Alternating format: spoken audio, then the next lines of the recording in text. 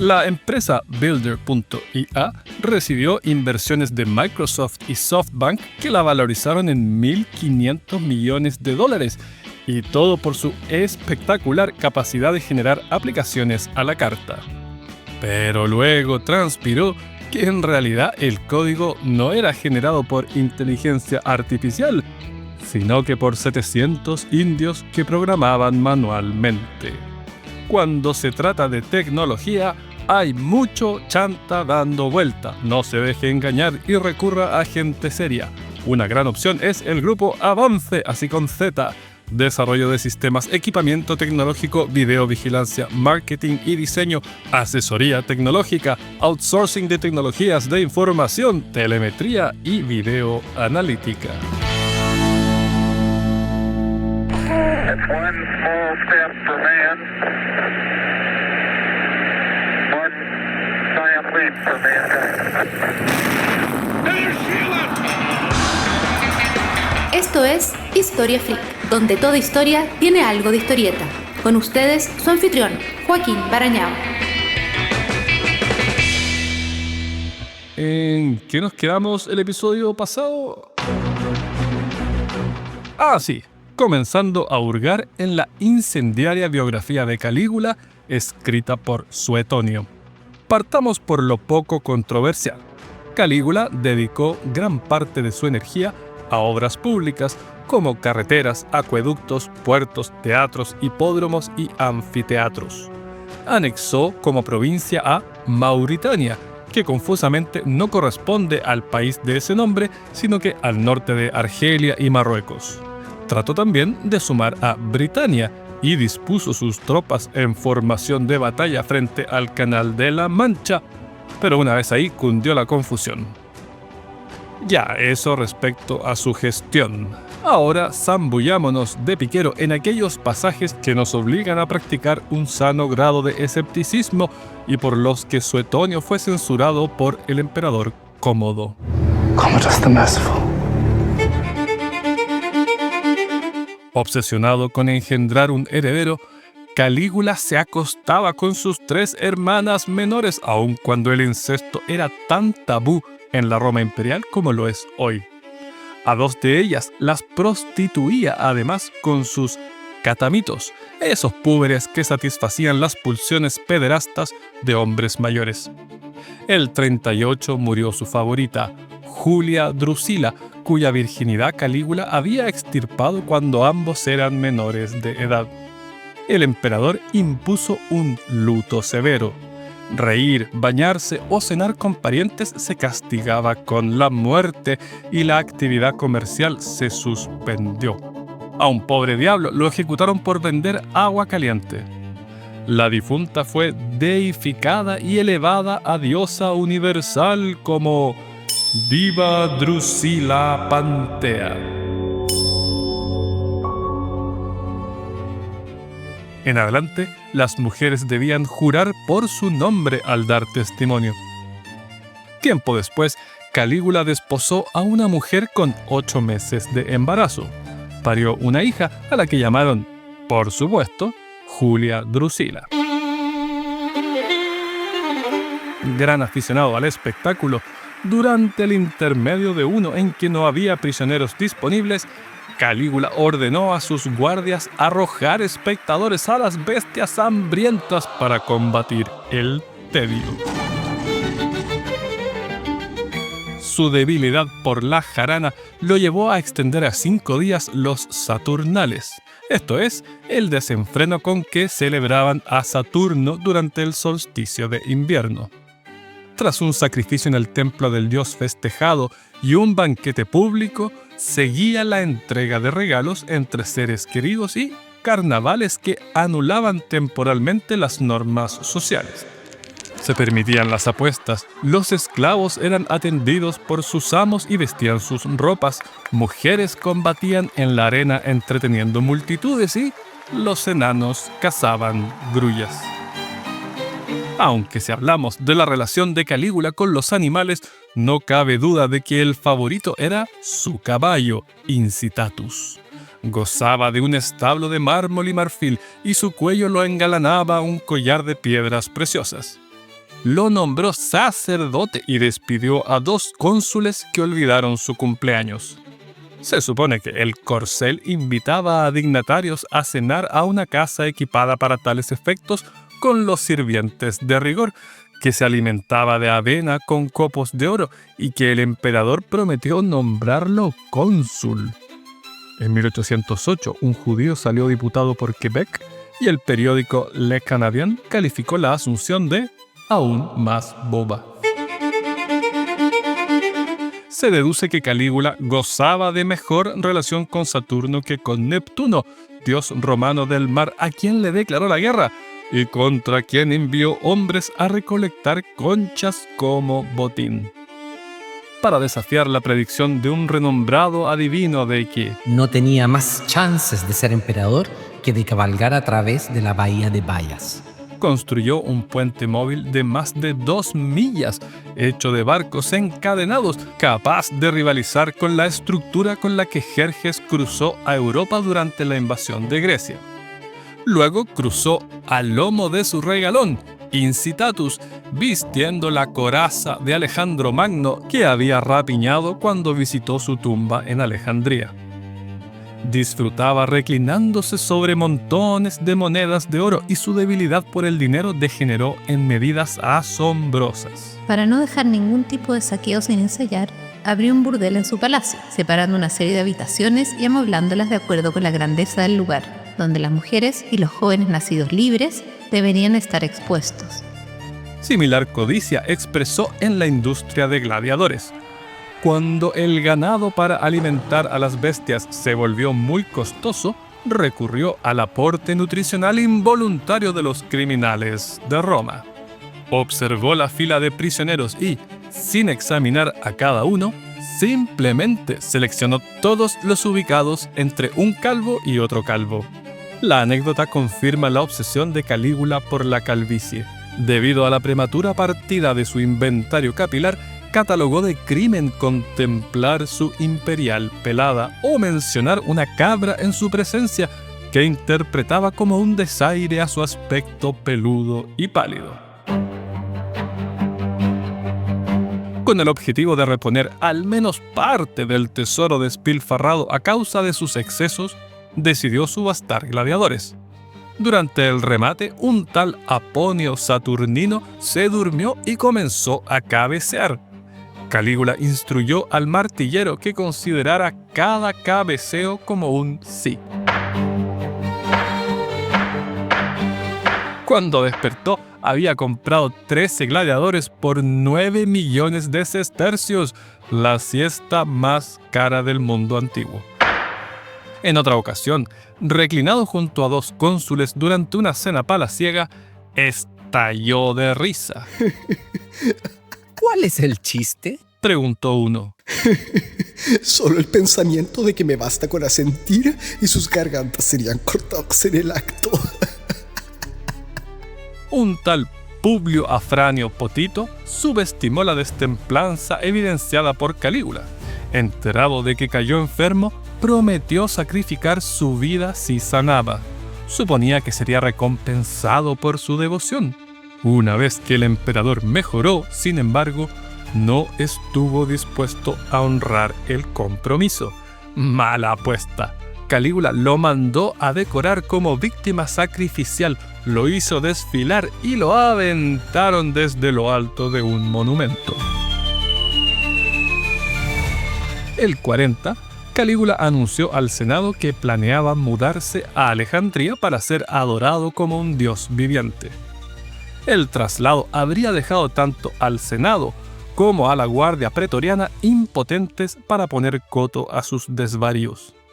Y no es como que fuera muy deferente con los senadores tampoco. Séneca relata que uno lloró cuando el emperador lo llamó avestruz depilado, y Suetonio dice que obligaba a los más altos funcionarios a correr varias millas junto a su carruaje, togas y todo. Fue la gota que rebalsó el océano de desmesura.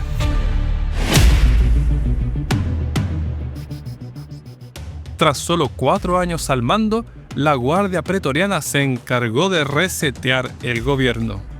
La puñalada inicial la dio Casio Querea, incapaz de soportar al hinchapelotas de Calígula un minuto más. Se burlaba de su voz, que consideraba afeminada, lo apodaba Venus o Príapo, el dios griego de permanente e inmensa erección. Por eso la erección causada por la mordedura de arácnidos del género Poneutria, origen del dicho picado de la araña, se llama priapismo. Cada vez que Calígula forzaba a Casio Querea a besar su anillo, el emperador Extendía su mano para besarla, formándola y moviéndola de una manera obscena.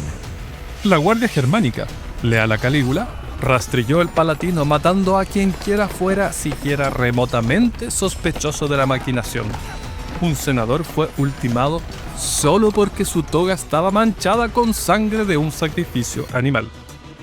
Ante el riesgo de que los familiares concertaran apoyo, los conjurados asesinaron a la viuda y a Julia Drusila, pero no lograron localizar a Claudio, un tío con recurrentes problemas de indigestión.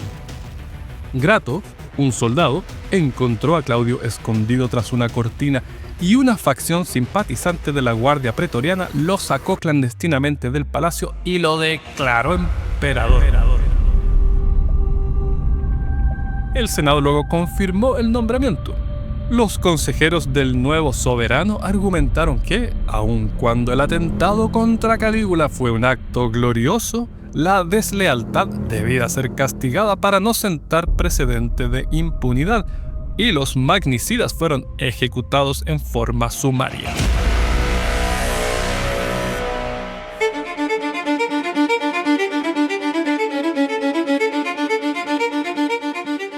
De acuerdo con Edward Gibbon, autor del más célebre recuento del Imperio Romano y del primer uso conocido de la palabra sándwich, De los primeros 15 emperadores, Claudio fue el único cuyo gusto por el amor fue completamente correcto. se refería, en jerga del siglo XVIII, a que fue el único a quien no se le conoció beta homosexual.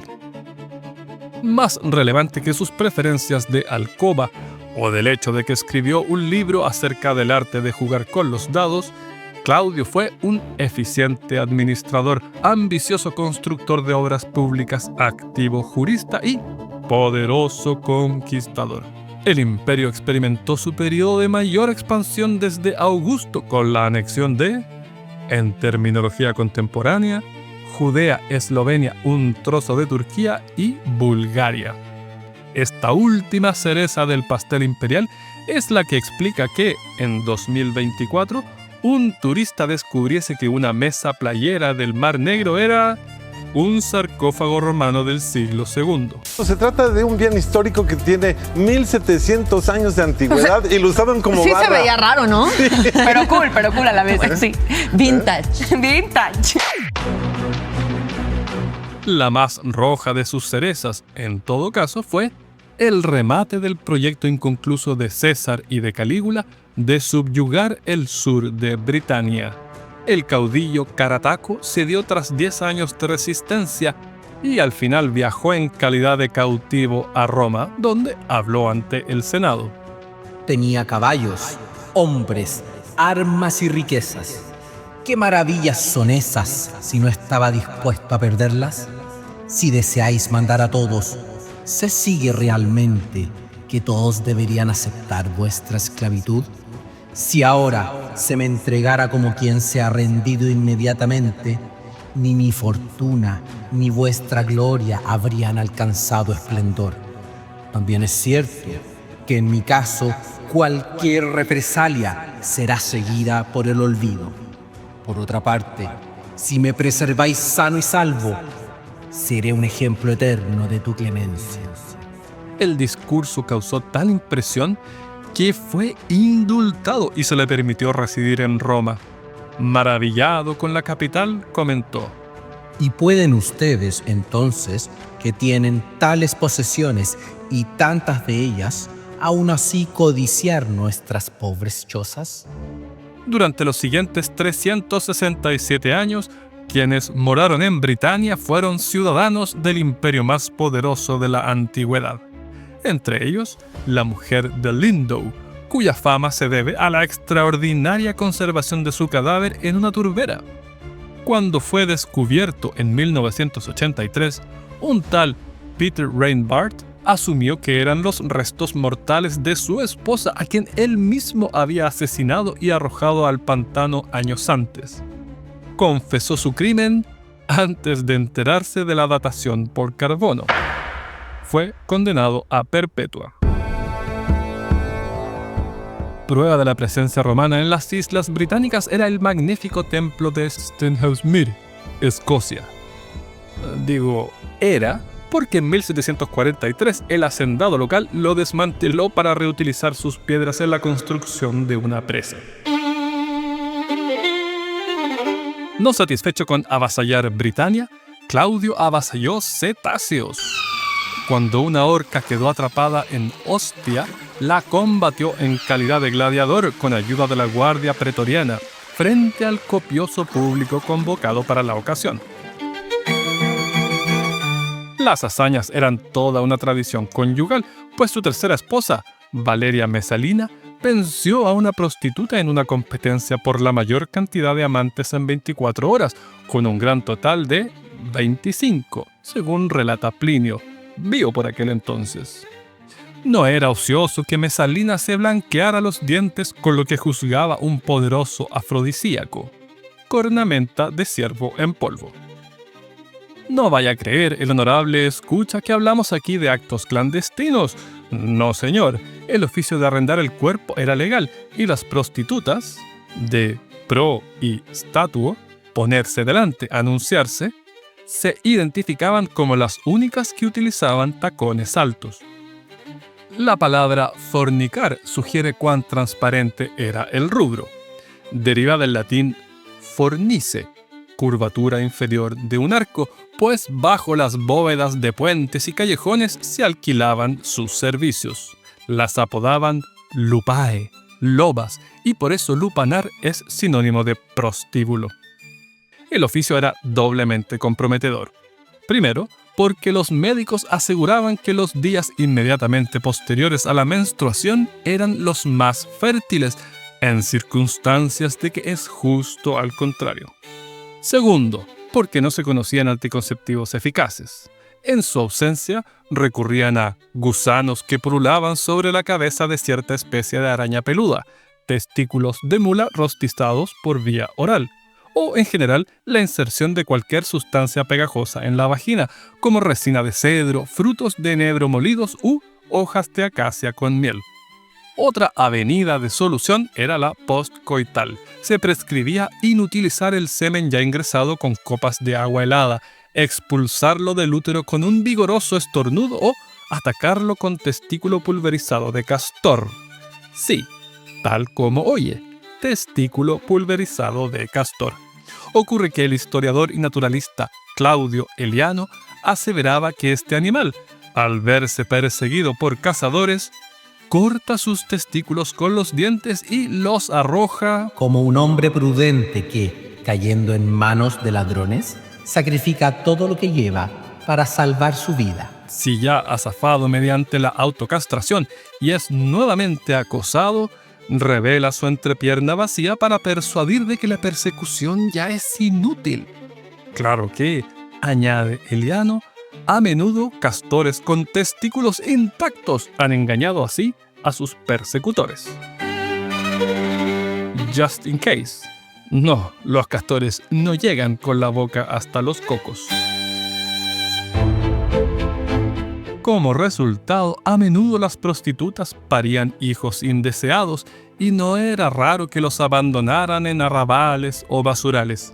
Si tenían suerte y eran rescatados, podían recibir nombres tales como Estercorius, niño de la pila de Boñiga. Una dama de bien, en claro contraste con las lobas, enfrentaba desde otro ángulo todo este asunto de la concepción. Amamantaban durante unos 2 años, a lo largo de los cuales se les aconsejaba abstinencia. Es que el semen, se decía, arriesgaba estropear la leche. O podían, a diferencia de quien cobra por su cuerpo, convencer a su pareja de practicar coitus interruptus, de especial eficacia, según el griego Pisístrato, si ella contiene la respiración. Esta despreocupada relación con el sexo resulta patente en Pompeya, cuyas calles permanecen hasta hoy salpicadas de falos esculpidos en calles y muros. Cuando en 1819 Francisco I de Nápoles visitó la exposición con su esposa e hija, relegó el arte erótico a buen recaudo en un gabinete secreto, accesible solo para personas de edad madura y moral respetada. Las residencias pompeyanas solían exhibir un escultórico pene con alas, amuleto que encarnaba el falo divino, llamado fascinum, de donde deriva fascinare, embrujar, a su vez origen de la palabra fascinante.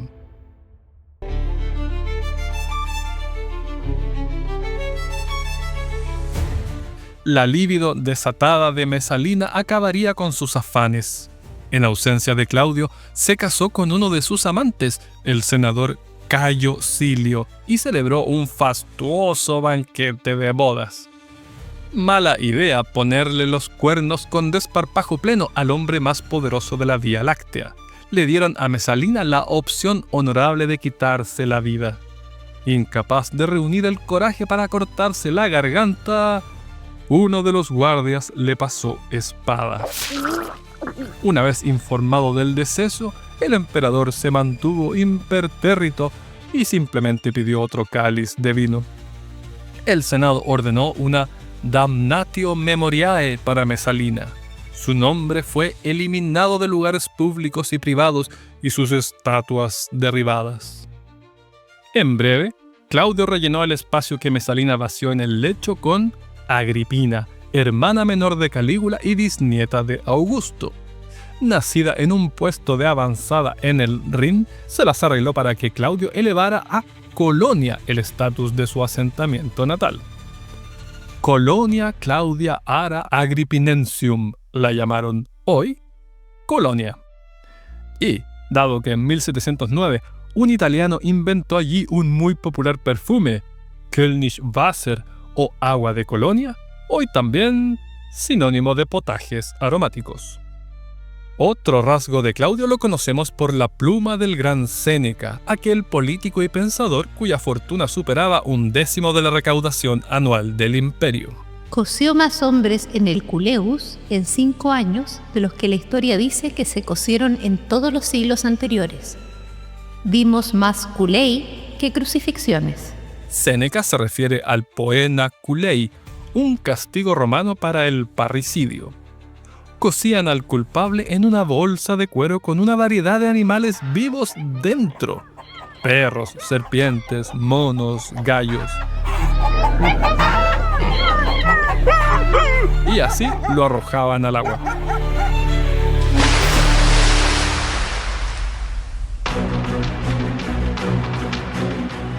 Hacia el final de su periodo, Claudio enfrentó violentas manifestaciones causadas por escasez de alimentos.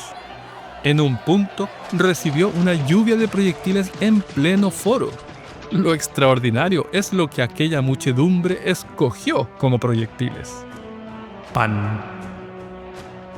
El 54 al soberano lo envenenaron. Casi todas las flechas apuntan a Agripina como instigadora. Se extinguieron junto con Claudio las 3 nuevas letras que él había añadido al alfabeto: Antisigma, Digama Inversum y Sonus Medios. Esta no estamos seguros de cómo sonaba. Claudio bien pudo ser sucedido por su primogénito, Claudio Druso. El único impedimento era que, bueno, no es un detalle, había muerto de adolescente, asfixiado con una pera que arrojó al aire y agarró juguetonamente con la boca. El peral, eso sí, fue sancionado por su responsabilidad en la tragedia y desgajado del suelo. Así que el trono recayó en un hijo biológico de Agripina y adoptivo de Claudio, educado por Séneca: Nerón. Tema, por supuesto, del próximo episodio de Historia Freak.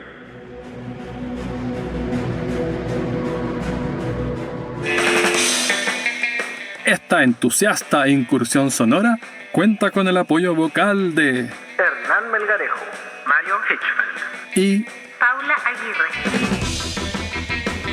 Esto fue Historia Freak, escrito y narrado por Joaquín Barañao. Postproducción, Hernán Melgarejo. Las referencias bibliográficas de este y todos los episodios en Historia Universal Freak Extendida.